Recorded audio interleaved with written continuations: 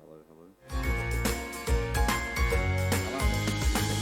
Fishburners Podcast. My name's Tony Kiss, your host. If you're not familiar with Fishburners, it's Australia's largest co-working space for startups, located in Sydney, Brisbane and Shanghai. Now, the idea of the podcast is to interview successful startup business owners to share their stories, insights, knowledge, and you know what, really just to talk about the good, the bad and the ugly, everything that a startup will go through. Now, I'm excited about today's guest. Today's guest is Greg Hodgkinson, the founder of IndigiSpace. IndigiSpace is all about bringing the Indigenous community into the business world. So welcome on board, Greg. Good to have you here. Thank you, Tony. Thank you for having me today. Mate, it is absolutely awesome. Now, I'm absolutely intrigued, Greg. I've gotten to know you a fair bit over the last 3 weeks, and you have a financial background from South Australia. How the hell did you actually come up with IndigiSpace? Well, I guess it started when I was working with other Indigenous artists and businesses back in Adelaide. Yep. Being a small business myself, I was looking where do we get support from, and that's, I guess, where it started from. I then started running art programs and supporting businesses in Adelaide, and I just wanted to create a space for Indigenous people, for Indigenous businesses, both online and offline, and I guess that's where IndigiSpace, the name, came about and the business started. Nice, great name, by the way. I love it, IndigiSpace. Thanks. It really resonates with what it's about. So what's your connection to the Indigenous community? Well, I'm a proud Wirangu Aboriginal man from the west coast of South Australia. Yep. That's where my mob's from. I was born and bred in Adelaide, in Kaurna country. Yep. And I lived there all of my life up until a couple of years ago. Didn't think I'd ever live anywhere else, and now I find myself in Sydney. Yeah, nice. And how's Sydney treating you? Sydney's treating me really well. It's showing me why I came to Sydney. I came to Sydney to do a business program, but really ultimately wanting to create opportunities for the Indigenous community, and that's why I stayed on here. And some great opportunities through my business that I've been able to create and still creating, and yeah. Yeah, look, and it is quite exciting. Look, Sydney is a different beast altogether, isn't it? A little bit different to Adelaide, I take it? Oh, it's definitely, Adelaide is, apart from a couple of months of the year, it's very quiet and relaxed. Mm-hmm. It's a lot slower, and it's traffic is a little bit easier. Yeah. But yeah, and Sydney is just on the go all the time. Yes, absolutely. Yeah. Now, look, with IndigiSpace, bringing the Indigenous community into the business world, I'm just trying to think, how did you bring your business in? How did you create IndigiSpace? What were some of the first steps you took, and what were the thoughts that went into it? IndigiSpace, I guess, was something that I planned on and off for a few years. And I guess I created when I was running another small business that didn't really work, Yep. Which was around trying to support promotion of the Indigenous community and business sector. Mm-hmm. And I guess through that, this came about. And a few years later, I started up. I, as an Indigenous artist myself, wanted to look at how to provide opportunities for other artists, and then that became how then do I support them if they want to become a business. Also, how do I support businesses, and started doing programs around that, and creating some space online to help sell and market their products. And yeah, that's kind of how it started, and a lot of what I've done in my life has been around how to create opportunities to best support Aboriginal community. In particular, like years ago, I used to work in education and trying to help support youth, help them understand their own skills and empower them to realise that they're good enough. Wow. And that's what I'm continuing on now with my business, and that's something I wanted to continue on to help, which is something that a lot of Aboriginal businesses struggle with, that they don't realise that they have the skills or they're good enough. Yep. So it's just helping to build that confidence with the businesses, and that's what I'm. I guess that's something I've had personal experience about and understand, and helping to build my own confidence. But I'm trying to help build the confidence in these businesses so that they know that they're good enough, that they have the skills, that to help them to validate what they're doing, so they know that the business is needed, that they're doing the right thing, and yeah. Yeah, it's not, look, confidence is such a big thing, and it's not only, I mean, like I know myself, that stepping into your own startup business takes a lot of confidence and a lot of initiative. And you say it's also common in the Indigenous communities as well. What are some of the things that you've noticed about the Indigenous communities that you're bringing into the business world? What are some of their fears that they've got around this? As I said, I guess it's the confidence is a big one, but it's where do we access skills and support, and knowing where that support is. It's around helping build their skills and helping them find their passion. And that's sort of knowing a business that I'm working with at the moment was wanted to start a business. Yeah. And so she had an idea around starting a coffee business and coffee van. And sure, she had a little bit of a unique twist on it, but it's like there's a lot of coffee vans out there, and she really struggled with it, but that wasn't her passion. She had a passion on doing something in the healthcare industry. Mm-hmm. And yeah, so when we unpicked it and found that's where her passion was, she was a completely different person. She'd already done a lot of work with it. This is what she wanted to do, and it was like she just wanted, with the coffee stuff, it was just I just wanted to get a job, to get money. Yeah.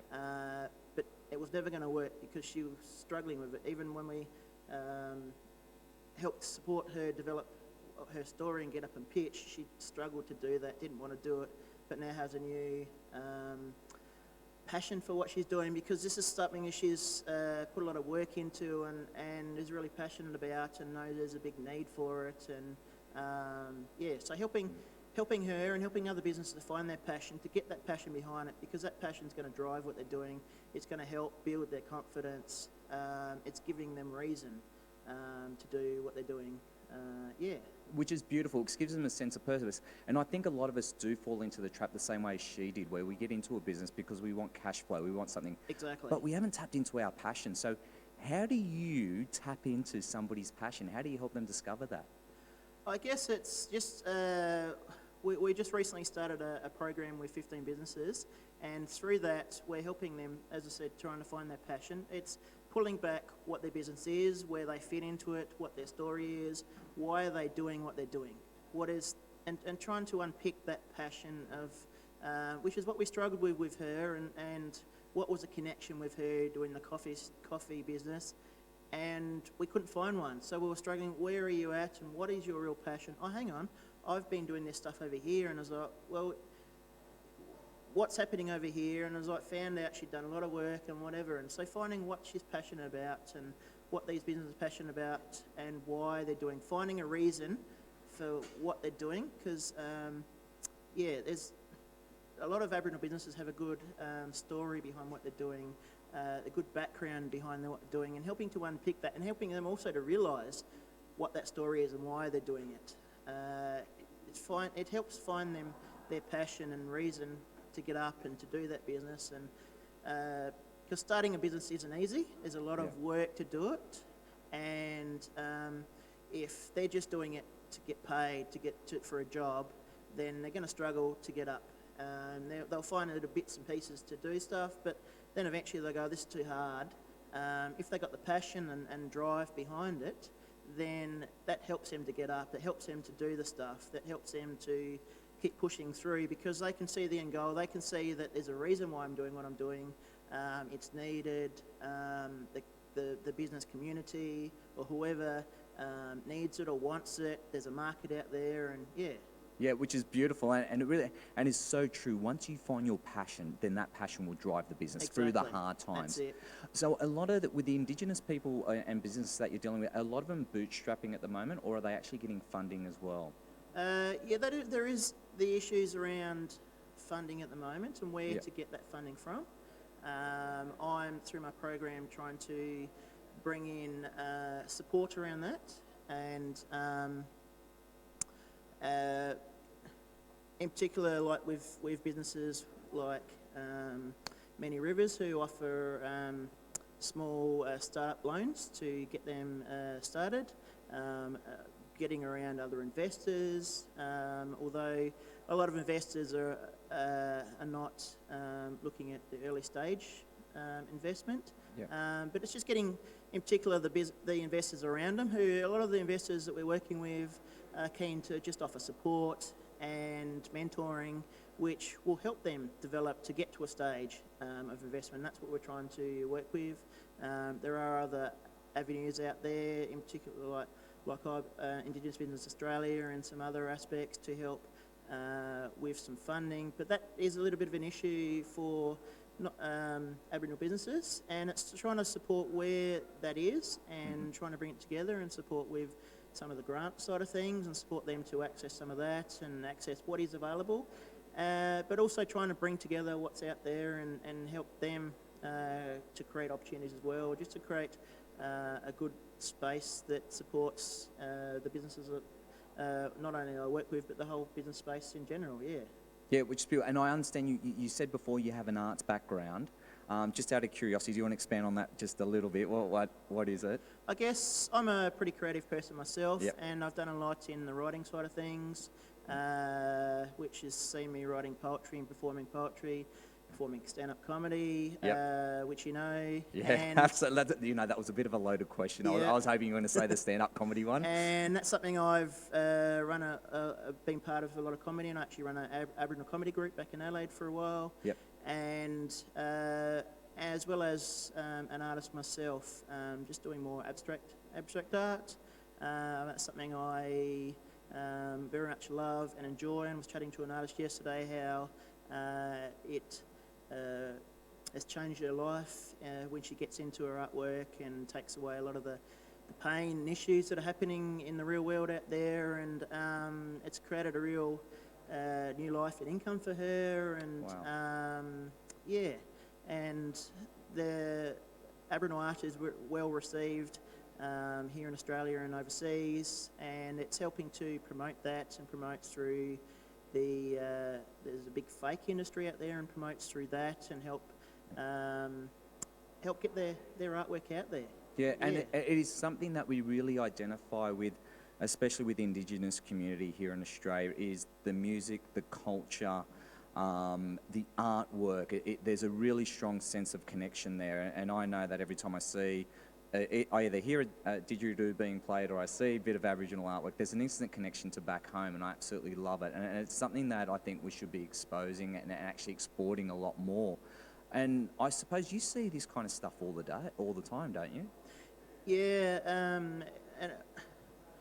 it's great to see the Aboriginal culture, Aboriginal art, music, businesses. The whole scene is really coming together and more over the last couple of years, and really strengthening the big push against the fake art industry and push against people and businesses that are doing the wrong thing, and just strengthening the push to get the real message out there and the real music and businesses and artwork out there, and really create opportunities for those businesses and artists to share their talents and their businesses and the real message that they want to tell, their own stories, which is something unique for the Aboriginal community. We all have a quite unique story, and finding a way to get that out there and creating just a positive vibe, because there's a lot of negative vibes out there, and just finding a way for us to come together, all sectors of the community, and that's basically what it's really about. Yeah. With your programs that you're helping the Indigenous community with, what aspects of business are you actually covering?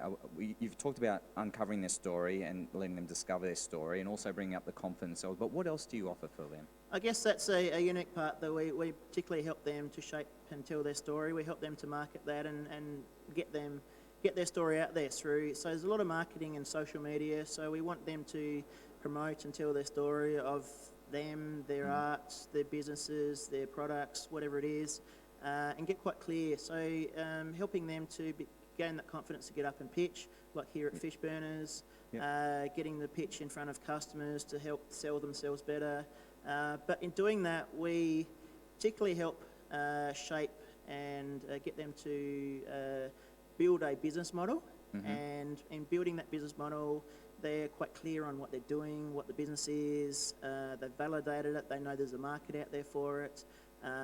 They know their finances behind the business and how much the goods are going to cost and where they're going to go sell it, and really knowing the business inside and out, which then helps for them to tell their story. They're quite clear, so that when they get up, they're confident to get up and to get in front of that customer, because they know who and what they are and what their business is. They know the model, and they've proven it. They've validated it, and they've gone out and talked to people, and they've got that validation, which gives that confidence to them. And yeah, beautiful. And I think it's not just Indigenous business owners, but I think it's everybody in general. We need that confidence and also that clarity on where we're going as well. So, and you find that, not all startups have that sort of focus. But you're giving that to them, which is a beautiful thing. Exactly, and that's, I guess, is a strength that I have behind my partnership with Investable and their world-renowned IP that we use for our program. Working with spaces like here at Fishburners, who are really supportive, and just helping to provide opportunities for those businesses through our program, and surrounding them with other people and great opportunities, which Sydney has been really great for, and in particular Fishburners. Their support here towards our programs, towards the Indigenous community is really great, and something you probably didn't know, that I'm chatting to Henry from Fishburners here, who's quite interested in getting Aboriginal culture into Fishburners, and we're looking at a project around some artwork in the building with some of our artists in our program. Oh, that's fantastic. And Henry's such a big supporter here at Fishburners. Henry and the staff here at Fishburners just been over backwards for all the startups here. He's been a great support for me in running our programs here, and we had a startup weekend here last year, and him and Jane were here supporting, and his support is really good. And we've got some space here now for businesses coming out of and work out of, and so having a space like this has been really beneficial for my program, for me to be able to do what I'm doing, and for the businesses to come in and see what's happening here, and being part of this and being part of the startup community. And next month, on October the 18th, we're having our businesses in our program are having a pitch night here. Greg, you stole my thunder. Sorry I about was that. going to end. My last note is, don't forget the 18th. We've got that, so let's go into it, because it's really exciting. We're quite excited about it. So in a couple of weeks, we've already been pitching, getting them to get up and pitch and shaping their story, and we're having another workshop in a couple of weeks, and we just keep working continuously on them to help them get ready for that night. And and Fishburners is a beautiful place to actually be, and I'm actually a member of Fishburners as well, and run my office out of here, and I've got to say the community is beautiful. And what I do love about it is not only people like Henry, but Nicole as well, and Georgia. They are so inclusive of everybody and anybody, and the support is great. So it's a really healthy place to be. It really is. And just you walk in, you've got the friendly smile behind the desk, and they will bend over backwards, so however they can support, they will. And if they can't, they'll help you link up with other people that can.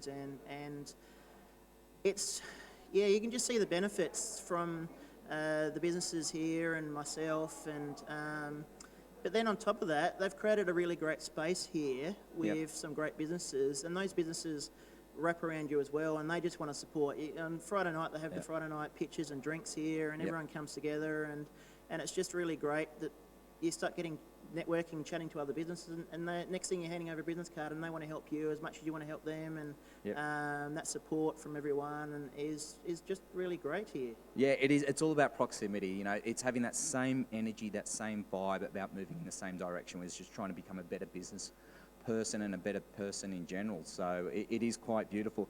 I've got to ask you, what's something that you're really proud of in regards to Indigi Space? Something I'm really proud of, I guess the fact that I'm here in Sydney, Yep. I didn't ever see myself living anywhere besides Adelaide. Yep. So it was a great opportunity for me to come over here and be part of this program that I did here in Sydney, but which was for 8 weeks. And I just thought, oh, when that's finished, I'll go home. Yep. But I went home to pack my bags and come back again. Fantastic. And that was 2 years ago. Mm-hmm. And that's created opportunities for me to be here. And it's been a hard 2 years. Yep. Obviously, it's not easy in the startup world. Yes. And but now I'm starting to see things coming together. I've got a grant through City of Sydney to run my program, and there's some great opportunities to run my programs interstate, and start helping a lot of other Aboriginal businesses. And that's what my passion is. So I'm really proud that this has come together. The hard work has been worth it. Yeah.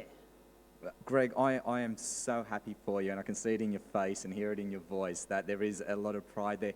If there's somebody out there that could help you out, what kind of help would you be looking for right now? I guess anyone that is passionate about supporting Aboriginal businesses, that either through mentoring businesses, that is keen to sponsor a program, that has any skills that could offer to supporting the Aboriginal business community. Anything in those areas is what we're looking for. Ways to strengthen what we're doing, but also what we can help the businesses with. What opportunities can we create for them? And yeah. Absolutely. Now, if there, and this is a question I want to ask you, what does the future hold for Indigenous businesses here in Australia? Well, the last few years have seen a lot of great Aboriginal businesses come together. It's seen the whole sector really starting to thrive, and it's seen programs like mine really invigorating the sector, and the government are starting to really keen to get behind that as well. And it's seen, obviously in the past there's been a lot of negative stories. It's seen a lot of positive stories and the real stories about what's happening out there, that there are a lot of great businesses, there are a lot of great people, and it's seen them come to light, it's seen them form businesses, and there's a real positive vibe out there.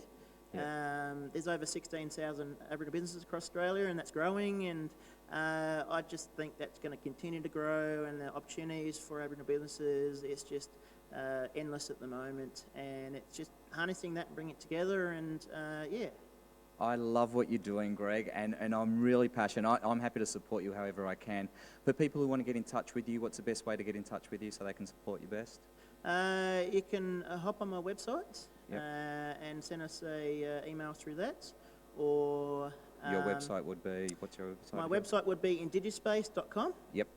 Or through my email, which is greghh@indigispace.com. Yep. Nice. And also, we'll send a link on this podcast as well for your details for anybody that wants to get.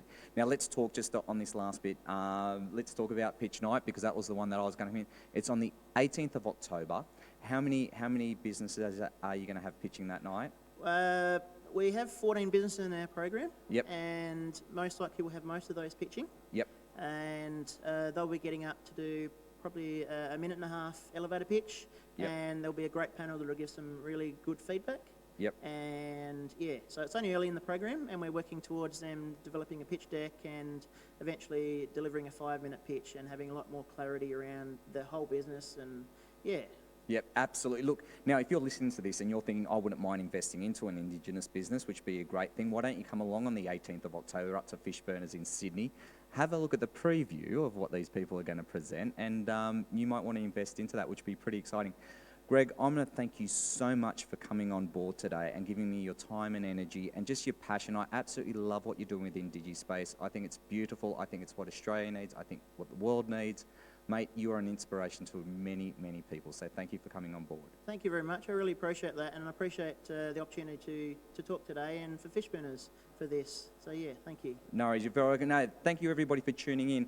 Now, just if you are a startup and you want to be in a supported community that will help your business grow, go and visit www.fishburners.org. It's a place where Greg and I are very passionate about and supports every culture on the planet, and that's what I love about it. And I'd love you to tune in for our next podcast with Jessica Walker. She's the founder of Wonder Fun. and she's looking at saving a child's future one milestone at a time. Now, it's a great startup. I'm really looking forward to having a chat with her. So everybody, thank you for tuning in. I'm Tony Kiss, and I'll see you next time. Wave. And you know what? These mics went on. Man.